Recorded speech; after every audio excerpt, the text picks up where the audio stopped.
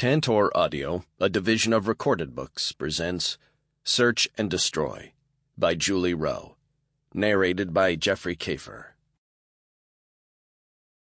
Chapter 1. Monday, March 17, 10:10 a.m. The headache trying to drill its way out of John Dozer's head was going to kill him if arguing with the woman standing next to him didn't do it first. "I'm fine." He glared at Dr. Carmen Rodrigues, who wasn't quite his boss, almost, but not quite, and spread his arms wide. "Yeah, I'm a little beat up, but I've been doing physical therapy for over a week now. There's no reason to keep me here in the hospital." Nope, he didn't want to be in this hospital bed. He wanted to be in Carmen's bed with her curvy body beneath him and her dark brown curly hair spread over a pillow, while he kissed, licked, and stroked every gorgeous inch of her. Physical therapy to strengthen muscles performed while you're still in bed doesn't come close to making you ready to leave. He opened his mouth, but she wasn't done talking. "Someone tried to kill you again," Carmen said, her expression edged with a fury that only made him hotter for her. If an attacker strolled in, murder on their mind, John had no doubt she'd kill them with her bare hands. Recovering from a gunshot wound, multiple hairline skull fractures, and a severe concussion will take time. You are staying in the hospital until I say otherwise.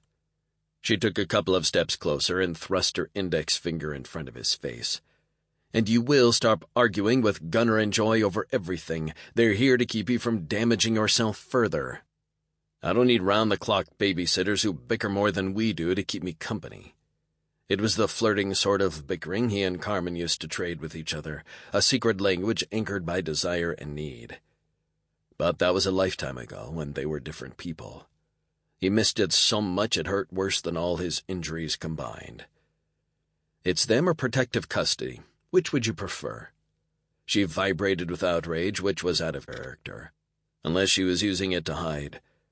Concern? Overwhelming concern? The worst of his pain disappeared as hope washed over his body in a wave of warmth. "Well," she asked, putting her hands on her hips, "which is it?" Joy and Gunner are a couple of Homeland Security agents. No contest. Homeland wouldn't waste a couple of agents on his babysitting detail. He'd end up with some kids who'd never seen any real action. Someone who'd follow the rules to the letter. At least Gunner and Joy knew which rules could be bent or broken. "Fine," he said. "I'll stop bitching, but I still think you should convince that overblown doctor to discharge me. You stay until your skull is healed up enough to stop looking like Humpty Dumpty's on an X-ray or a CT scan." There was something in her tone that made his gut tighten. He took another look at her, her professional clothing and heels that said she was meeting with someone she wanted to take her seriously. "What's going on?" he asked. "You going somewhere?" She rolled her eyes and sighed. "I have to fly to D.C. and speak with the Surgeon General about the frequency of outbreaks, their link to terrorism, and what the CDC is doing about it. There have also been a couple of cases of measles reported in Vermont, which is an odd place for them to be popping up. I want to stop in and check on the situation." "So only gone a couple of hours?" he asked, trying to make it a joke. It fell flat. "I'll be gone a couple of days, which is why I want your promise to cooperate." Well, shit. She was going to force him to give his word to be a good boy. As much as he didn't want to do that, he could see he was dancing all over her last nerve. "I'll be good," he said, putting one hand on an imaginary Bible and the other in the air. "I promise." Her expression didn't change. "Really?" he added in a helpful tone. A snort preceded her response. "I don't trust you." All traces of humor and hope drained away, allowing pain to fill him again. That's the real problem, isn't it? At one time she had trusted him with her life, but something happened to destroy that trust 9 years ago, and she still hadn't told him what it was. She stiffened, her mouth pinched tight, but she didn't argue. What the hell had he done to deserve this level of suspicion? He let out a sigh of his own and spoke to her like he would his boss. "I'll cooperate. I have some terrorists to hunt down, and I can't do that if I can't get medical clearance to go back to work." She gave him one sharp nod, hesitated, then strode to the closed door of his room. She opened it to chaos. 10:20 a.m. A shout and the commotion on the floor 4 feet in front of her had Carmen yelling at John to stay where he was as she slammed the door shut behind her. A man in his 60s was holding another man face down with one knee, pinning him to the floor. The senior didn't seem to have any trouble holding his captive's hands behind his back. "Stop wiggling, you little shit," the older man said, his voice sounding like it was strained through several pounds of gravel. "Or do you want a broken arm?" "I've called security," the nurse said, a phone in her hand. "Good," the man said. "Drill sergeant?" Carmen asked. "What happened?" He didn't like being called that outright, but since he'd spent the better part of 30 years as a drill sergeant for the Army, it got his attention quickly. "This puke thought he could just walk into our boy's room." "I'm not armed, old man," the guy on the floor said as he continued to struggle. "I'm a journalist." "You're a fuckwad," Diaz said in a tone that sounded almost happy. "You've got a knife strapped to your leg." A knife? Frost invaded the base of her skull, then shot down her spine to the last vertebra. Was this man trying to kill John, too? No one outside of the CDC and Homeland Security should have known where he was. No one. Behind her, John's door opened. "What the fuck?" She put a hand on his chest to stop him from going any farther, though what he thought he could do with bare feet and pushing an IV pole, she had no idea. "Get back in that bed." He stared at the man on the floor. "Who's this? Another fucking incompetent assassin?" Diaz's cackle rose above the outraged, profanity-laced denials from his prisoner. Carmen didn't allow the noise to distract her. "Bed," she said, making the word an order. "Now." John was going to argue, she could see it on his face, but he met her gaze and stopped. After a second or two, he nodded. "Yeah, okay." He gave Diaz and his detainee one last hard look, then went back into his room. Carmen closed the door behind him. That was much too easy. "He's got a phone." Diaz thrust his chin to the right. Carmen picked it up and searched for text messages and phone calls. "It's a prepaid throwaway." Only one text. "Atlanta General Hospital, room 321. A wicked winter wind slid into the room, coating the air in ice, extending its fingers along her ribs, stealing her breath. Someone had sent this information to an armed man. The sound of booted feet jerked her out of the cold. 2 security guards approached, their hands on stun guns holstered at their waists. Carmen stepped forward. The man on the ground is armed with a knife. That refocused their attention away from Diaz to the man he held down. "Got any zip ties?" the older man asked. One of the guards pulled a plastic tie out of a pocket and secured the suspect's hand together. Then he and Diaz grabbed the man under the arms and yanked him to his feet. "Police are on their way," one of the security guards said. While it was the right thing for hospital staff to do, the police would just get in our way. Carmen went into John's room, closed the door, then pulled out her cell phone and called her emergency contact at Homeland Security, currently John Dozer's supervisor, Mark Rones. "What's going on?" John asked. She pointed at the phone. As soon as his boss answered, she explained the situation and the need for a couple of Homeland agents to take charge of their uninvited guest. "What else do you want?" her contact asked. "Because you wouldn't have called me unless you needed something big." "John Dozer has been blown up, shot, and now someone with a knife tried to get into his room. He's not safe. He needs to be in protective custody." "Oh, hell no," John said. "I'd rather go home with Joy and Gunner, or DS even." "I don't have people to spare for guard duty," Rowan said. "Local law enforcement may be able to help, but that's only a short-term solution, a week or two at most." "I'll handle it, but as soon as he can be moved, I want your permission to—" How could she put this without sounding ridiculous? "To take him and disappear." John stopped ranting and barked out. "What?" After a 3-second pause, Rowan asked, "Have you got a place to go?" "I think so." She hoped so. "Fine, go, take him. I hope you know what you're doing, Doctor." He hung up. She put her phone away. So do I. Continuing to ignore John's increasingly irritated questions, she exited the room, closing the door in his face. Again. "Homeland Security is sending a couple of agents to deal with him," she said to the security guards and DS. "The police will be here in a couple of minutes," one of the guards said. "That's fine, but this isn't a simple case of assault. Homeland Security will be taking this man into custody. Excuse me." She waved to DS to join her as she walked back into the hospital room. "I can't believe how popular I am." John's voice was saturated with sarcasm. "I should have gotten myself blown up and shot years ago." The drill sergeant laughed. Carmen glared at both of them. "This isn't funny." "Sure it is," John argued. "I'm stuck here unarmed while idiots with knives try to finish me off." So he'd heard enough to figure out the situation. "You're not helpless," DS said. "Your mouth seems to be working just fine, and that IV pole is very threatening." John rolled his eyes. "And I have either Gunner with his own concussion or an old geezer for a protection detail." "Don't think of me as old," DS said, his tone mild. "Think of me as skilled, experienced, and irritated." "Enough," Carmen said, then took in a deep breath and met DS's gaze. "As soon as his doctor clears it, I'm moving John somewhere more secure." "Where?" John and DS asked at the same time. Nothing good could come from the two of them agreeing on anything. "Somewhere no one will be able to find you." "That's going to be quite the trick." DS angled a thumb at John. "He's going to need hospital-level medical care for a while." "Not going to be a problem." She gave John a hard stare.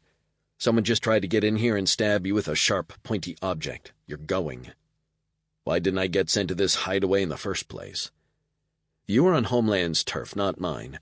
They picked it. Until this latest attempt to kill you, I wasn't thinking worst-case scenario. Now I am." John Dozer smiled. "Always start with worst case. That way if things turned out better, you're not disappointed." Cocky bastard. "So glad you agree." She turned to DS. "Can you handle the police until Homeland gets here?" "Yes, ma'am."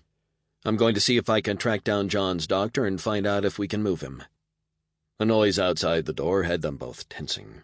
A woman in scrubs appeared. She smiled at them. "Hi, I need to take John Dozer for an MRI scan." Chapter 2.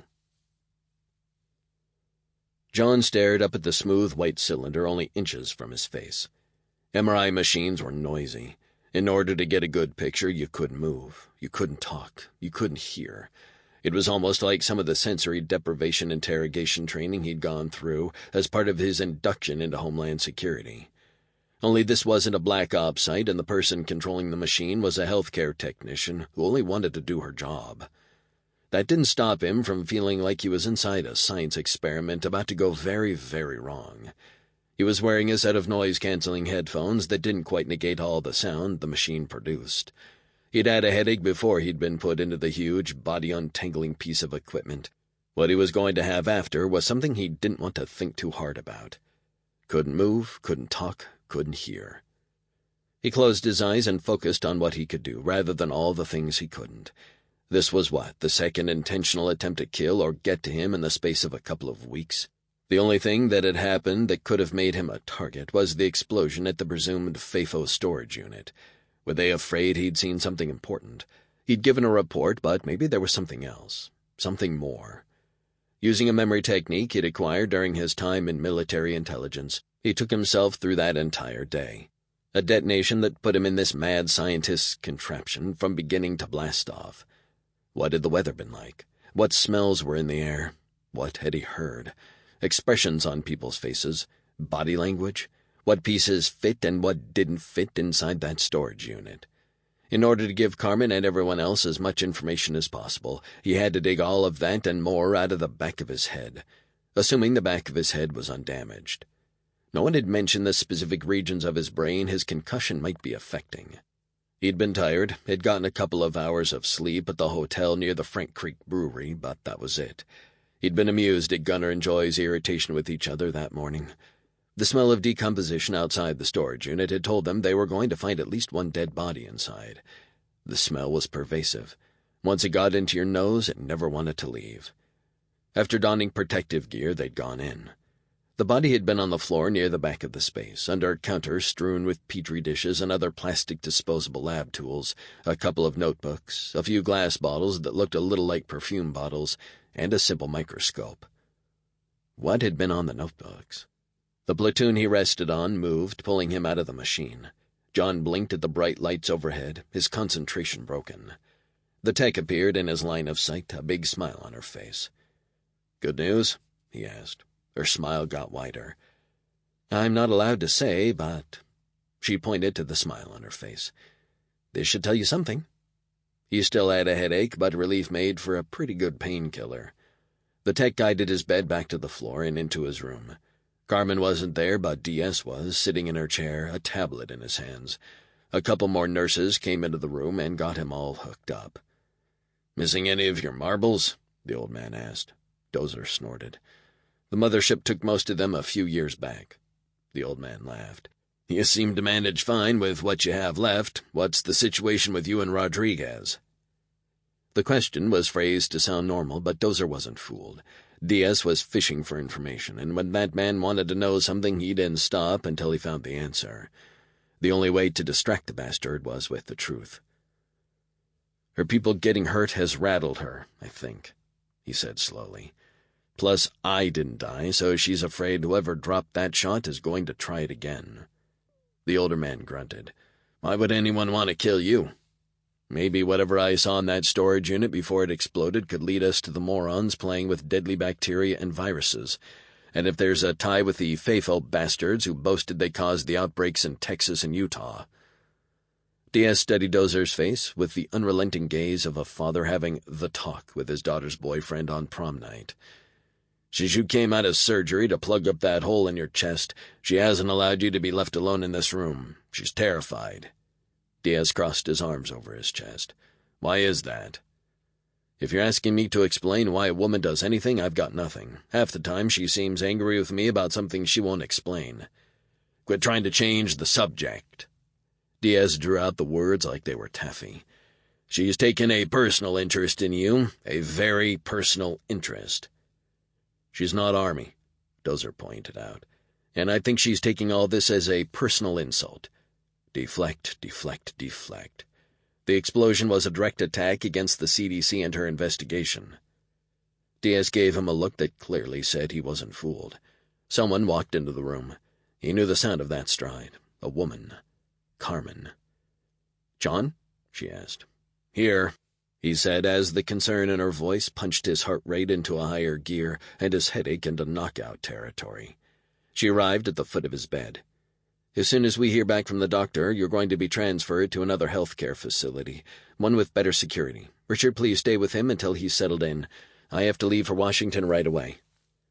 "Any new intelligence about the FAFO?" Dozer asked.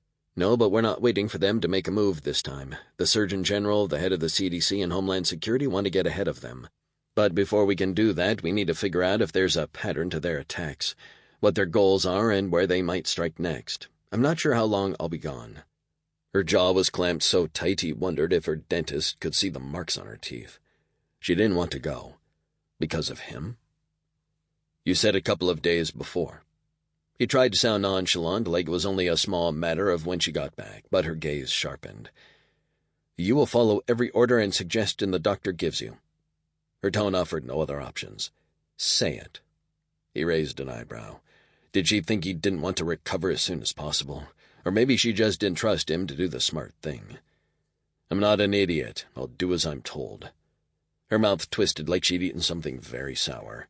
He was getting very tired of being on her shit list. Fuck. "I've got him," Diaz said. She didn't move. "Don't worry," Dozer said, finding the wherewithal from somewhere to keep his tone light. "We're going to do each other's nails and braid our hair. I even brought a big bag of those crappy little beads," Diaz said with a sarcastic lilt to his voice. "Will look like we spent the last week on some beach in Mexico." "I'm surrounded by comedians," Carmen muttered.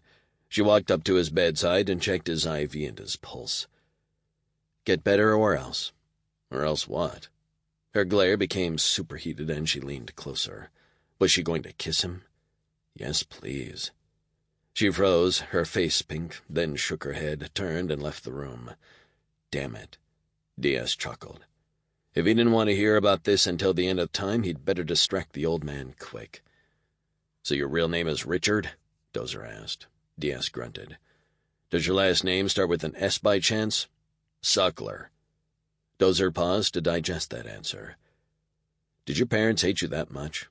"I'm drill sergeant or Diaz, take your pick," the old man said with all the friendliness of a grizzly coming out of hibernation. Call me anything else and you'll regret it. Emergency contact only. It was hard not to laugh. Got it. The doctor came in with one of the nurses to give him the news his scan showed significant improvement in the reduction of brain swelling. He'd need to remain in the hospital for some time yet for continued monitoring and to give his ribs and the hole in his chest a chance to heal. But he was out of danger. The staff were going to let him move a little bit, but he was to stay still and prone as much as possible. The doctor went on about further restrictions in physical activity and all the things he couldn't do that would exacerbate his concussion and broken bones. It was a long list. As soon as the doctor was done talking, DS went with the nurse to fill out paperwork, leaving Dozer to contemplate all the ways he could convince Carmen not to look for a permanent person to take over his role as the liaison between Homeland Security and the CDC. He couldn't stop her, that much was a given, but he could paint the others to look like idiots or assholes. As if she didn't already think he was one himself. Fuck. He had it bad. Thursday, March 20, 1:40 p.m. Dozer was transferred to a VA hospital in Atlanta 3 days later, a place with extensive rehab facilities and excellent security. His name had been adjusted, as DS called it, to J. Michael Dodger, and he had a whole new medical history which said he'd received his injuries during a bar brawl. If DS wasn't keeping him company, it was someone else from the Outbreak task force. Joy, Ashiro, and Gunner hung out with him most afternoons for the first week. Gunner even did some physiotherapy alongside him. The grumpy bastard had also gotten shot by FAFO terrorists when trying to keep them from poisoning the water supply for the French Quarter in New Orleans. Midway through the second week, Joy and Gunner were put back on duty and sent to take the lead on a series of now outbreaks of norovirus on a couple of university campuses in the Northeast. He was sorry to see the pair go. Their sarcastic commentary during PT sessions was both entertaining and motivating. Henry, a CDC lab tech and veteran Special Forces soldier, also took turns keeping Dozer company, since this was the same hospital he used for any issues with his prosthetic leg. Henry did not talk for fun, but he was all kinds of interested in discussing the FAFO. They came up with several theories about why they were trying to use bioweapons, greed, lust for power, and revenge, but none of them really fit. Homeland still didn't know the origins of the FAFO despite all their resources. There were hints they were connected to several different competing groups out of the Middle East, but no solid evidence. Dozer demanded his computer so he could keep up with paperwork and scour the internet for any mention of the FAFO. 2 weeks after he'd been moved to the VA hospital, a car bomb went off in Washington, D.C. It was nowhere near any government buildings, but it raised the alert level for law enforcement all over the city, and every government or military building tightened already tight security. He wanted to get on a plane and make sure Carmen was okay by doing an inch-by-inch inspection of her entire body. It would take him hours, but there was an edge of desperation to the desire he found troubling. He practically shook with the need to see her, ensure her safety, and wrap her in bubble wrap. If only he could go back and fix whatever it was he'd done that made her run from him in Afghanistan 9 years ago. She'd trusted him then, but ever since he'd walked into her office as her assigned liaison, she'd treated him like a stranger. He got the message. Keep things professional. The same heat simmered beneath the surface of every conversation as it had 9 years ago, though. He'd never forgotten her, never stopped wanting her, never gave a second thought to his plan to seduce her all over again. She was a puzzle he found endlessly fascinating, and she challenged him in so many ways. He wanted to call her, to find out how her meetings were going, to find out if she was getting through to all the political people in Washington who had no idea how dangerous the FAFO might be with the wrong pathogen in their hands, to find out when she was coming back. Instead, he'd had to make do with watching a couple of interviews of her with reporters, providing verifiable facts and explaining medical shit so almost anyone could understand what the CDC was doing and why. Poised and professional, she handled some of the fiercest journalistic piranhas with calm confidence. He was so fucking proud of her. He missed Carmen. Missed her quiet, missed her sharp wit and intellect. He wanted her sexy voice in his ear and her body under his hands. Even 9 years later, he could still remember how she felt, warm with silky soft skin that shivered under his touch. They were driving him nuts, his memories of her. He wanted to feel her again, and if he didn't soon, he might just finally lose all the marbles Diaz claimed he didn't have. A week later, his doctors finally gave him permission to go home to convalesce. Dozer was packing up his go-bag when someone knocked and came into the room. Someone with a curvy figure, hair corralled into a bun on the back of her head, and a glare on her face. Fuck, he'd missed her. "Hello, stranger." He put every moment of thinking about her into his voice. Instead of smooth, it came out rough. Shit. He cleared his throat and tried for casual. "I thought you were in Washington." She paused, either his words or his tone throwing her off. "I was. I answered questions until I damn near lost my voice." She said it like someone who'd say they'd had to stick their head in a guillotine. He pasted a smile on his face. "Good work." The circles under her eyes were almost black, and the rest of her face looked paler than usual. "Did you just fly in?" "No, I got in last night. I went into the office early." "So no sleep?" She frowned. Something was bothering her. Her shoulders were almost hunched over, and had she lost weight? "You've got bags under your eyes, and you're missing your usual energy." Shit, that came out sounding like a damn accusation. "Way to go, asshole." He cleared his throat and resumed pecking. "I mean, maybe you're working too hard." When she didn't respond, he stopped to give her his complete attention. "What happened?" She took in a deep breath. "We need to talk." "About?" "Your role with the CDC and whatever it is you were doing in Afghanistan after—" She wanted him gone. He could tell by the closed-off expression on her face and the slightly lifted set of her chin. She expected him to fight her. Was waiting for it, braced for it. It set off an emotional bomb deep in his chest and woke the pissed-off protector inside him, the one who wanted to grab hold of her and kiss her until she looked at him with the world in her eyes again. He would not let anyone hurt her, not even himself. Some of it must have shown on his face because she backed up a couple of steps. If she got any whiter, she was going to faint. He slid closer to her and said with all the softness he could muster, "You look like you just took a gut shot, so I'm going to ask this again. What happened?" "Two men from the Justice Department met me at the airport last night. They wanted me to go with them to give them a statement about the incident in Afghanistan." She put air quotes around the word incident. "They were very unfriendly when I said no. They're supposed to be assholes, that's part of what they do, but the fear of God into people." He sidled another step closer within reaching distance. "A lot of stuff happened that day. They'd survived more than one attempt to kill them that day. He'd fallen in love with her that day. And the next day, she'd run from him." The memory combined with the ache of healing bones in his chest, creating a caustic mix of concrete plugging up his lungs. The struggle to breathe made him stop and think past the pain, past the panic. Wait a second. It had been 9 years. They'd given all the reports, statements, and evidence right after the incident. Why the fuck would anyone need anything from either of them now? Something about what she said sank in. "They wanted you to go with them?" he asked, his voice hoarse. "Yes." Her gaze was angry, confused, and sad. His stomach dropped in a sickening rush, and the world spun in place for a long second. "Why didn't you?" "I couldn't. The drill sergeant was picking me up for an emergency meeting with the CDC director who wanted to report on my briefings in Washington. Diaz told the two agents exactly how they could go fuck themselves. They tried to intimidate him physically, but, well, you can imagine how that went." He raised his voice.